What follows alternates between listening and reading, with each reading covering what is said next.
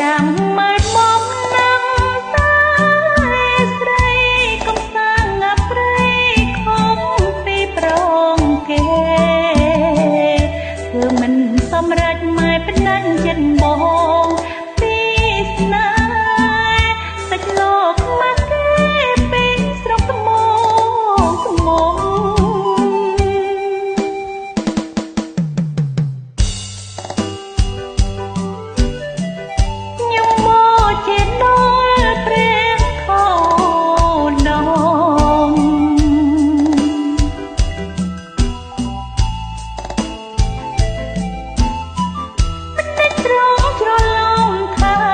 ជារឿងស្នេហ៍កោតតែហ៊ានថ្លែងញឹកក្រែងរយដូចចិត្តនំកើតវិបត្តិតែងលោកមិនគេ